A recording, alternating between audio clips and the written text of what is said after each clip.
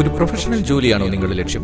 എങ്കിൽ തൊഴിലധിഷ്ഠിത കോഴ്സുകൾ പഠിക്കാം. Chithira women's academy. Chithira women's academy, SMP junction, Shoranur, opposite private bus stand, Pattambi. Vaniyamkulam panchayat പ്രസിഡന്റായി ശ്രീജയെ തിരഞ്ഞെടുത്തു. വാണിയംകുളം പഞ്ചായത്ത് പ്രസിഡന്റായി ശ്രീജ തിരഞ്ഞെടുക്കപ്പെട്ടു. വാണിയംകുളം പഞ്ചായത്തിലെ 15-ാം വാർഡ് ത്രാങ്ങാലിയിൽ നിന്നും വിജയിച്ചാണ് ശ്രീജ വാണിയംകുളം പഞ്ചായത്ത് പ്രസിഡന്റ് സ്ഥാനത്തേക്ക് എത്തിയത്.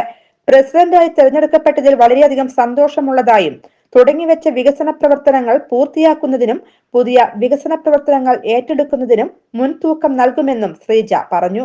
വാണിയംകുളം ഗ്രാമപഞ്ചായത്തിന്റെ പ്രസിഡന്റായി പാർട്ടി എന്നെ തീരുമാനിച്ചതിൽ വളരെയധികം സന്തോഷമുണ്ട്.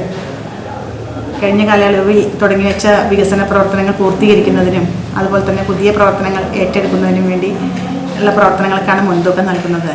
പഞ്ചായത്തിനെ ഒരു യൂണിറ്റായി കണ്ടുകൊണ്ട് കക്ഷി രാഷ്ട്രീയ ഭേദമന്യേ മുന്നോട്ടു പോകുമെന്നും സ്ത്രീകളുടെയും കുട്ടികളുടെയും ഉന്നമനത്തിനും പ്രാധാന്യം നൽകുമെന്നും ശ്രീജ പറഞ്ഞു.